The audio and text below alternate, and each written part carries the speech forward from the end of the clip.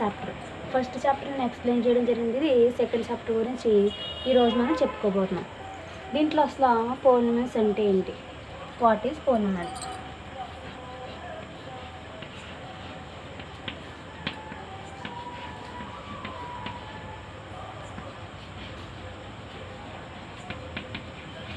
What is polynomial? Polynomial అంటే ఏంటి తెలుసుకున్నాం. అట్లా పోలినామియల్స్ అంటే మనకి ఏ పోలినామియల్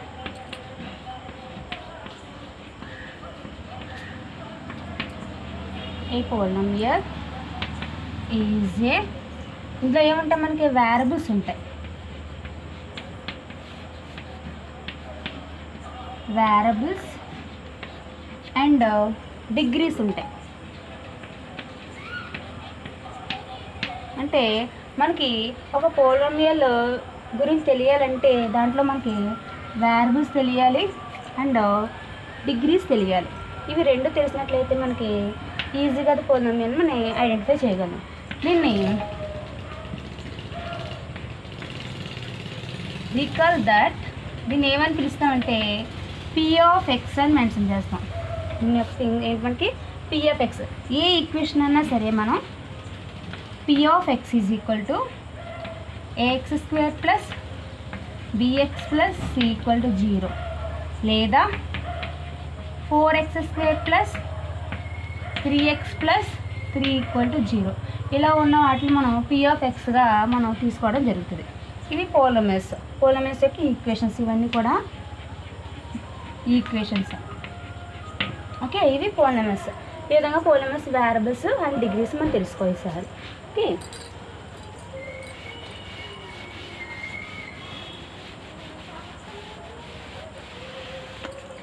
ఇంట్లో మనకి ఏదైనా ఒక ఈక్వేషన్ తీసుకుంటే, for example 4x square plus 3x minus 2 equal to 0 అని ఈక్వేషన్ తీసుకున్నాం. దీంట్లో ఎన్ని వేరియబుల్స్ ఉన్నాయి? వేరియబుల్స్ అంటే ఫస్ట్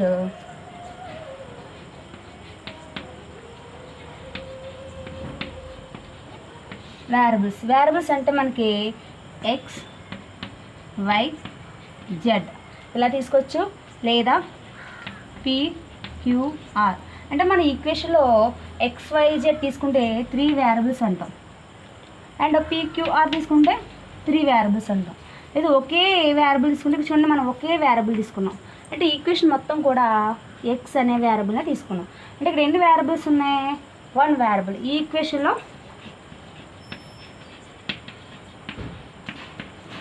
వేరియబుల్స్ ఎన్ని? 1. అంటే ఒకే ఎక్స్ని తీసుకున్నాం. 3x square minus 4y plus 3 equal to 0.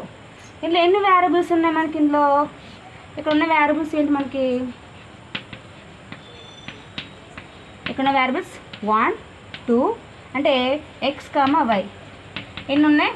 2 variables ఉన్నాయి. అంటే ఒక్కొక్క ఈక్వేషన్లో మనం వేరియబుల్స్ని ఒకటి తీసుకోవచ్చు, లేదా XY తీసుకోవచ్చు, లేదా XYZ తీసుకోవచ్చు, PQR ఇలా ఏవైనా మనం తీసుకోవచ్చు. వీటిని వేరియబుల్స్ అంటాం. నెక్స్ట్ టర్మ్స్ 1, 2, 3 వీటిని టర్మ్స్ అంటాం. ఎన్ని టర్మ్స్ ఉన్నాయి ఈక్వేషన్లో? ఇది ఫస్ట్ ఈక్వేషను, ఇది సెకండ్ ఈక్వేషన్ అనుకుంటే ఫస్ట్ ఈక్వేషన్లో ఎన్ని టర్మ్స్ ఉన్నాయి? 1, 2, 3. ఎన్ని ఉన్నాయి? 3 ఉన్నాయి. అండ్ సెకండ్ ఈక్వేషన్లో ఎన్ని టర్మ్స్ ఉన్నాయి? 1, 2, 3 టర్మ్స్ ఎన్ని ఉన్నాయి? 3. అంటే ఇక్కడ ఈక్వేషన్ 1లోని 3 టర్మ్స్ ఉన్నాయి, ఈక్వేషన్ 2లో టర్మ్స్ ఎన్ని ఉన్నాయి? 3 ఉన్నాయి. అంటే 1, 2, 3 అలా ఎన్ని టర్మ్స్ అయినా మనం తీసుకోవచ్చు ఈక్వేషన్ బట్టి. పవర్ ఆఫ్ 4, పవర్ ఆఫ్ 3తో కూడా మనం స్టార్ట్ అవుతాయి. వీటిని మనం పోలినామియల్స్ ఈక్వేషన్స్ అంటాం. వాటిలో టర్మ్స్ అండ్ వేరియబుల్స్ మనం నేర్చుకున్నాం.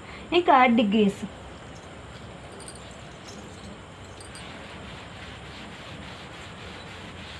ఇప్పుడు మనం డిగ్రీస్, ఇందులో వేరియబుల్స్ వేసుకున్నాం కదా. డిగ్రీస్ అంటే ఏంటి మనకి? ఇందులో ఫస్ట్ ఈక్వేషన్ చూడండి. ఈ ఈక్వేషన్లో ఎక్స్ స్క్వేర్, దీన్ని ఏమంటాం? X square degree. X square degree ఏమన్నా మనకి? ఎక్స్ స్క్వేర్ డిగ్రీ 2 అంటే పవర్, దాని యొక్క పవరే ఆ టర్మ్ యొక్క డిగ్రీ అవుతుంది. కాబట్టి దీని పవరు దీని డిగ్రీ. ఇక్కడ ఏవి లేకపోతే 1, ఇక్కడ ఏవి లేకపోతే 0. ఓకే, ఎక్స్ డిగ్రీ లేదా ఎక్స్ టర్మ్, డిగ్రీ ఆఫ్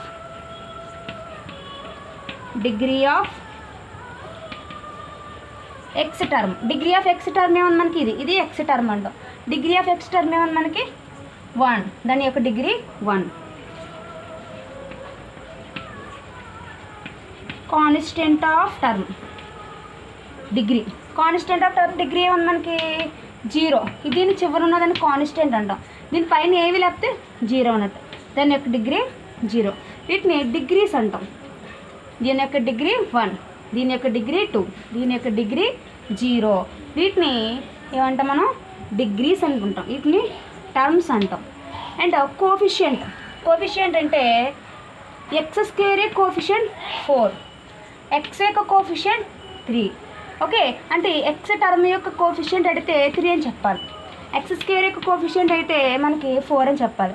వీటిని కోఫిషియంట్, ఆ టర్మ్ ఏదైతే మల్టిప్లై చేస్తుందో దాన్ని కోఫిషియంట్ అంటాం.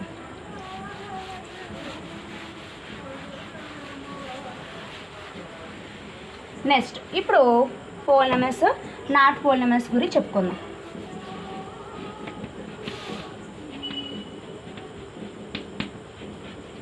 పోలినమస్ అంటే మనకి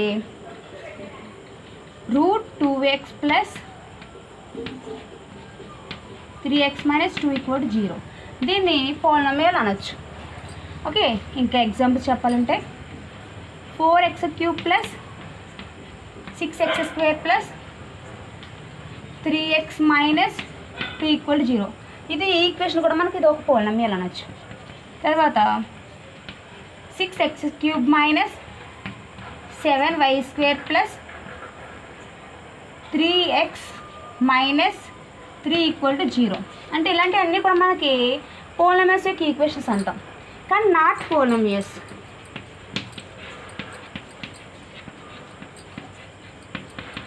పోలినోమియల్స్ కాని వాటిని నాట్ పోలినోమియల్స్ అంటే పోలినోమియల్స్ ఎలాంటి వాటిని మనం పోలినోమియల్స్ కాకుండా తీసుకుంటాం?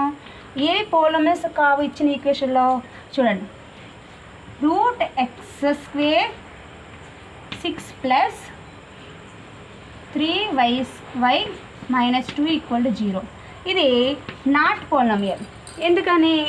ఇక్కడ చూడండి, దీన్ని x² టర్మ్స్ అంటాం. అంటే ఇవి వేరియబుల్స్ అంటాం. వీటిని వేరియబుల్స్కి ఎప్పుడు కూడా రూట్ అప్లై అవి ఉండకూడదు. ఇలా రూట్ వచ్చిందంటే దాన్ని మనం నాట్ పోలినోమియల్ కింద తీసుకుంటాం. ఇక్కడ తీసుకొస్తే మనం నెంబర్కే రూట్ ఇచ్చాం. చూడండి, √2x² అన్నాను. ఇక్కడ ఏమన్నాను? √x² 6 అన్నాను. అంటే ఇక్కడ నెంబర్కి స్క్వేర్ తీసుకున్నాను, ఇక్కడ వేరియబుల్కి స్క్వేర్ తీసుకున్నాను. అంటే వేరియబుల్స్ అనేవి స్క్వేర్లు రాకూడదు, రూట్లు రాకూడదు. అలా వచ్చినట్లయితే అది నాట్ పోలినోమియల్. తర్వాత √x/y 2 + 6y - 3 = 0. ఇది కూడా నాట్ పోలినోమియల్. ఇలా వచ్చినా సరే అది పోలినోమియల్ అని మనం తీసుకోకూడదు. ఓకే, అంటే పోలినోమియల్స్ అంటే ఏంటి, నాట్ పోలినోమియల్స్ అంటే మనం తెలుసుకున్నాం. ఓకే, నెక్స్ట్ వేరియబుల్స్ తెలుసుకున్నాం, టర్మ్స్ తెలుసుకున్నాం, కోఫిషియంట్ తెలుసుకున్నాం, ఎక్స్ టర్మ్ తెలుసుకున్నాం, x² టర్మ్ తెలుసుకున్నాం, కాన్స్టెంట్ టర్మ్ తెలుసుకున్నాం, పోలినోమియల్స్ తెలుసుకున్నాం, నాట్ పోలినోమియల్స్ కూడా మనం తెలుసుకున్నాం. ఈ విధంగా మనకి ఇంట్రడక్షన్ క్లాస్ అనేది సగం వరకు కంప్లీట్ అయింది. ఇంకా మిగతా ఇంట్రడక్షన్ క్లాస్ సెకండ్ వీడియోలో నేను ఎక్స్ప్లెయిన్ చేయబోతున్నాను. ఓకే, నా క్లాస్ కనుక మీకు నచ్చినట్లయితే షేర్ చేయండి, సబ్స్క్రైబ్ చేయండి. నా క్లాస్ మీరు రీచ్ అవ్వాలంటే గంట సింబల్ మీద క్లిక్ చేయండి. Thank you all of you.